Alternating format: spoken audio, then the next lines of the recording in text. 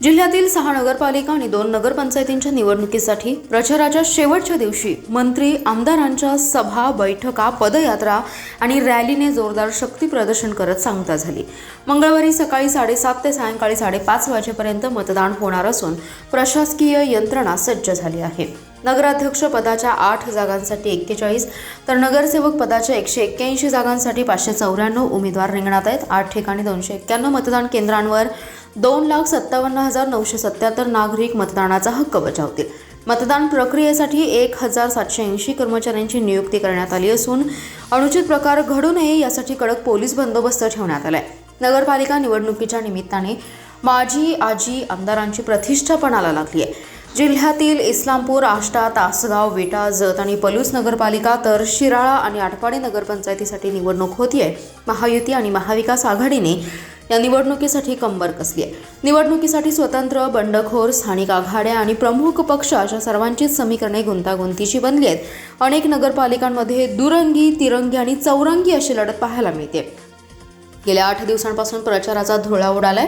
निवडणुकीच्या प्रचाराच्या शेवटच्या दिवशी पर्यावरण मंत्री पंकजा मुंडे यांच्यासह आजी माजी आमदारांच्या विविध ठिकाणी सभा पार पडल्या।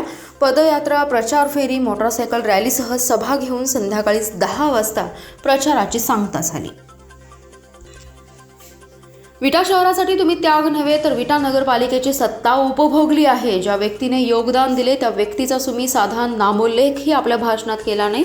तुमच्या आमदारकीच्या 10 वर्षाच्या काळात तुम्ही फक्त पिकअप शेड आणि प्रशासकीय इमारत सोडून काय केलं? तुम्ही गेली 40 वर्ष सत्ता भोगली पण तुमच्याकडे सांगण्यासारखं एकही काम नाही। मागील निवडणुकीतील वचननामे याही निवडणुकीत दिसत आहेत। नवा विचार नाही, नवं ध्येय नाही। विट्यातील जनतेची मानसिकता बदलली आहे। विटा नगरपालिकेत सत्तांतर अटळ आहे। लोक आम्हाला संधी देतील असे सुतोवाच आमदार सुहास बाबर यांनी केलंय। काल झालेल्या निर्धार सभेत माजी आमदार सदाशिवराव पाटील यांनी केलेल्या टीकेला आमदार सुहास बाबर यांनी प्रत्युत्तर दिले। यावेळी माजी आमदार सदाशिवराव पाटील यांच्यासह पाटील गटावर जोरदार राजकीय हल्लाबोल केला। आमदार सुहास बाबर म्हणाले, विकासाचे मुद्दे बाजूला ठेवून आरोप प्रत्यारोप माझ्यावर केले गेले। मी घर फोडतो असा माझ्यावरती आरोप केला गेला, परंतु मी उमेदवार दिल्यावर त्या घरातील उमेदवार कोणी दिला हे सगळ्या विटेकर जनतेला माहिती आहे। भावाभावात भांडणं लावणं, घर फोडणं हे पाप तुम्ही करताय, मी करत नाही। घर फोडण्याचे जनक तुम्ही आहात। माझ्यावर टीका करून लोकांची दिशाभूल करण्याचा केविलवाणा प्रयत्न करत आहात। लोकांना तुम्ही गेल्या 40 वर्षात काय काम केलं हे सांगता आलेलं नाही।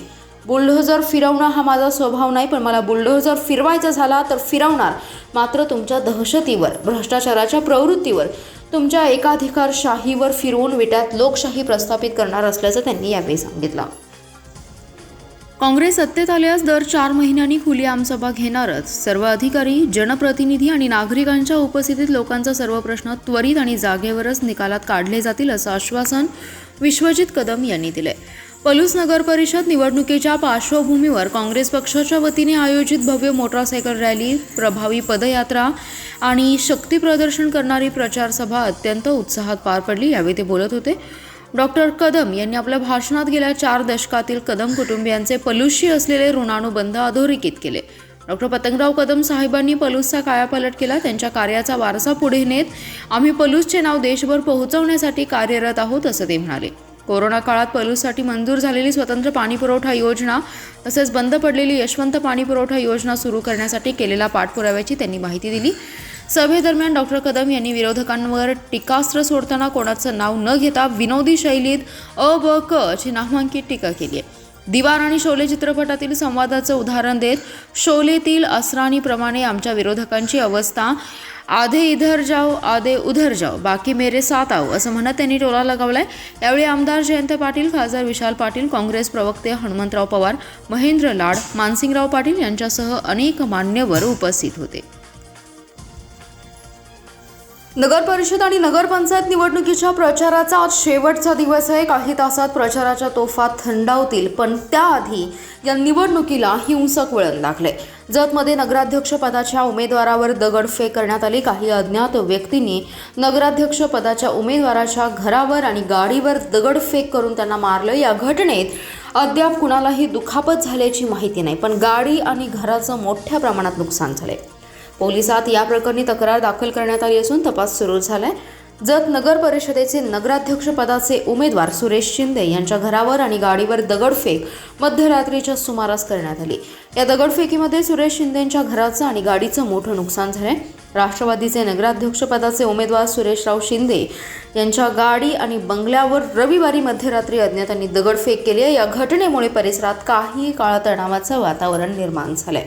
पोलिसांनी घटनास्थळी धाव घेत पंचनामा केला असून पुढील तपास सुरू आहे। ही घटना निवडणूक प्रचाराच्या पार्श्वभूमीवर घडल्याने नागरिकांमध्ये चर्चा सुरू झाली आहे।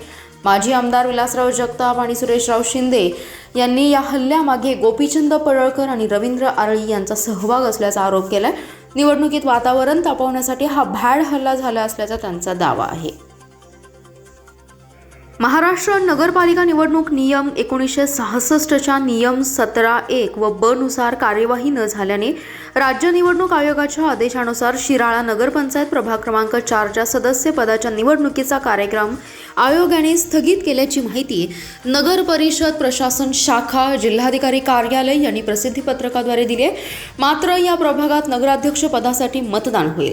राज्य निवडणूक आयोगाकडील दिनांक 29 नोव्हेंबर रोजीच्या आदेशामध्ये जिल्हाधिकाऱ्यांनी आपल्या जिल्ह्यातील नगर परिषदा आणि नगरपंचायतींमध्ये ज्या जागेसाठी अपील दाखल होती, परंतु अपीलचा निकाल संबंधित जिल्हा न्यायालयाकडून दिनांक 22 नोव्हेंबर नंतर म्हणजेच दिनांक 23 नोव्हेंबर 2025 किंवा तदनंतर देण्यात आलेला आहे। अशा नगर परिषदा आणि नगरपंचायतींच्या सदस्य पदाच्या त्या जागेची निवडणूक दिनांक 4 नोव्हेंबर रोजीच्या कार्यक्रमानुसार घेण्यात येऊ नये असं नमूद केले। उरुण, ईश्वरपूर, विटा, आष्टा, तासगाव, जत, पलूस या 6 नगर परिषदा आणि आटपाडी नगरपंचायतीमध्ये कोणत्याही प्रकारचं अपील दाखल झालं नाही। शिराळा नगरपंचायतमधील प्रभाग क्रमांक 4च्या जागेसाठी 2 उमेदवारांनी एकाच चिन्हावर दावा केला होता। याबाबत अपील दाखल झालं होतं। सदर अपिलाचा निकाल हा 22 नोव्हेंबर नंतर म्हणजेच दिनांक 24 नोव्हेंबर रोजी देण्यात आला असल्याने शिराळा नगरपंचायत प्रभाग क्रमांक 4च्या सदस्य पदाच्या निवडणुकीचा कार्यक्रम आयोगाने स्थगित केला आहे। महापालिकेने मालमत्ता कराच्या वसुलीसाठी जोरदार मोहीम सुरू केली आहे। 5,60,000च्या थकबाकीपोटी 4 मालमत्ता महापालिकेच्या पथकाने सील केल्या, तर दिवसभरात 26,03,754 रुपयांची वसुली झाली आहे। महापालिकेच्या मालमत्ता कर विभागामार्फत प्रलंबित कर आणि थकबाकीदारांवर कठोर आणि प्रभावी कारवाई करण्यासाठी विशेष मोहीम राबवण्यात आली आहे। आयुक्त सत्यम गांधी यांच्या आदेशानुसार थकबाकीदारांवर कडक कारवाई केली जाते। या कारवाईचे मार्गदर्शन उपायुक्त अश्विनी पाटील, सहाय्यक आयुक्त आकाश डोईफोडे, कर अधीक्षक विद्या सानप घुगे आणि वाहिद मुल्ला यांच्या पथकांनी एकूण 12 थकबाकीदार मिळकतींवर कार्यवाही केली, तर 5,60,926 थकबाकीपोटी 4 थकबाकीदारांच्या मिळकती सील करण्यात आल्या। यामध्ये वर्धमान प्लाझा, सांगली जिल्हा शासकीय व निमशासकीय सोसायटीच्या मालमत्तांचा समावेश आहे। तर मोहिमेदरम्यान थकबाकीदारांकडून एका दिवसात विक्रमी 26,03,754 रुपयांची वसुली झाली आहे। 8 थकबाकीदारांनी तात्काळ चेक आणि रोख स्वरूपात भरणा केला। पैशांच्या देवाणघेवाणीतून मिरज तालुक्यातील एका गावात घरात घुसून महिलेचा विनयभंग केल्याचा प्रकार रविवारी रात्री घडलाय। पीडित महिलेने सांगली ग्रामीण पोलीस ठाण्यात फिर्याद देताच तात्काळ हद्दपार गुन्हेगार सूरज संभाजी पाटील आणि साथीदार राजेंद्र अरविंद शिंदे या दोघांना अटक केली आहे। सूरज संभाजी पाटील हा पोलीस रेकॉर्डवरील गुन्हेगार आहे। त्याच्याविरुद्ध खून, मारामारी तसेच NDPS ॲक्टनुसार गुन्हे दाखल आहेत। त्याच्याविरुद्ध हद्दपारीची कारवाई करण्यात आली आहे। मार्च 2026 पर्यंत त्याला हद्दपारीची नोटीस बजावली आहे, परंतु हद्दपारीच्या आदेशाचा भंग करून तो कवठेपिराण येथे आला होता। कवठेपिराण येथील त्याचा साथीदार राजेंद्र शिंदे याने परिसरातील एका गावातील व्यक्तीस 20,000 रुपये उसने दिले होते। त्यापैकी 12,000 रुपये परत मिळाले होते। उर्वरित पैसे लवकर मिळत नसल्यामुळे शिंदे हा सूरजला घेऊन रविवारी रात्री 8:30च्या सुमारास संबंधिताच्या घरी गेला। तेथे पीडित महिलेस शिवीगाळ करून विनयभंग केला। त्यामुळे पीडितेने सांगली ग्रामीण ठाण्यात रात्री 10:30 वाजता येऊन फिर्याद दिली। फिर्याद दाखल होताच पोलीस निरीक्षक भैरू तळेकर यांच्या मार्गदर्शनाखाली पोलीस पथकाने तात्काळ कवठेपिराण येथे जाऊन दोघांचा शोध घेऊन ताब्यात घेतलं। दोघांना विनयभंग, गृह अतिक्रमण, शिवीगाळ, दमदाटी केल्याप्रकरणी अटक केली आहे। महापालिकेच्या निवडणुकीसाठी काढण्यात आलेल्या आरक्षण सोडतीवरील तिन्ही हरकती प्रशासनाने फेटाळल्या आहेत। त्यामुळे महापालिकेची आरक्षण सोडत प्रक्रिया कायम झाली आहे। मंगळवारी ही शासनाच्या राजपत्रात प्रसिद्ध केली जाणार आहे। महापालिकेच्या सार्वत्रिक निवडणुकीसाठी नोव्हेंबरमध्ये आरक्षण सोडत काढण्यात आली होती। एकूण 20 प्रभागातील 78 जागांसाठी ही आरक्षण सोडत पार पडली होती। यामध्ये अनुसूचित जातीसाठी 11, अनुसूचित जमातीसाठी 1, नागरिकांच्या मागास प्रवर्ग 21 तर 45 जागा सर्वसाधारण निश्चित करण्यात आल्या होत्या. यावर नागरिकांकडून 18 ते 24 डिसेंबर या कालावधीत हरकती आणि सूचना सादर मागवण्यात आल्या. या मुदतीत 3 हरकती दाखल झाल्या होत्या. महापालिका निवडणुकीसाठी प्रभागातील जागांचं आरक्षण निश्चित करताना प्रभाग क्रमांक 13 मधील सर्वसाधारण प्रवर्गातील इच्छुकांवर अन्याय झाला. या प्रभागात 3 पैकी 2 जागांवर सर्वसाधारण महिला आरक्षण पडले. त्यातील 1 जागा खुली करावी अशी मागणी नारायण मराठे यांनी हरकतीद्वारे केली होती. तर नागरिक जागृती मंचचे अध्यक्ष सतीश साखळकर व सांगलीवाडी येथील नागरिकांनी 2 स्वतंत्र हरकती दाखल करत महापालिका निवडणुकीसाठी रोटेशन पाळलं नसल्याबाबतची हरकत घेतली होती. आयुक्त सत्यम गांधी यांनी तिन्ही हरकती फेटाळून लावल्यात. आरक्षण सोडतीबाबत महापालिका प्रशासनाने राबवलेली संपूर्ण प्रक्रिया ही राज्य निवडणूक आयोगाच्या नियम आणि मार्गदर्शनानुसारच आहे. अनुसूचित जाती जमाती प्रवर्गाचे तसेच महिला राखीव प्रवर्गाचे आरक्षण सोडत काढताना राज्य निवडणूक आयोगाच्या नियमांचं तसेच आदेशांचं तंतोतंत पालन केलंय. शिवाय या आरक्षण सोडतीला निवडणूक आयोगाने ही मान्यता दिली आहे. जिल्हा परिषदेतील काही विभागांचा कारभार सातत्याने वादग्रस्तच राहिला आहे. अनेक विभागात टक्केवारीचा खेळ सुरू आहे. ठेकेदार आणि सामान्यांची पिळवणूक सुरू आहे. त्यामुळे या गंभीर प्रकरणात पालकमंत्री चंद्रकांत पाटील आणि जिल्हा परिषदेचे मुख्य कार्यकारी अधिकारी विशाल नरवाडे यांनी गांभीर्याने लक्ष घालून उपाययोजना करावी अशी मागणी नागरिक जागृती मंचचे सतीश साखळकर यांनी केली आहे. महापालिकाप्रमाणे लवकरच जिल्हा परिषदेतील सर्व भानगडींचा भांडाफोड करून आंदोलनाची दिशा ठरवण्यात येणार आहे. त्यासाठी लवकरच बैठक घेणार आहे.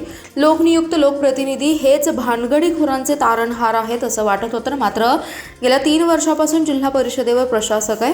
चांगली काम करण्याची संधी होती, मात्र अनेकांनी टक्केवारीचा खेळ सुरू केलाय.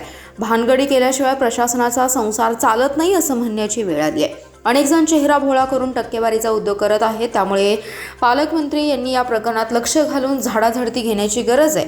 प्रामुख्याने जिल्हा परिषदेतील बांधकाम विभागात टेंडर मॅनेज करण्यासाठी पेपर मॅनेज करून निविदा मॅनेज करणं, मर्जीतील लोकांना काम देणं, स्पर्धा झाली तर त्यातील इतर मक्तेदारांना बाद ठरवणं यांसह सुशिक्षित बेरोजगार अभियंत्यांच्या काम वाटपामध्ये भानगडी आहेत.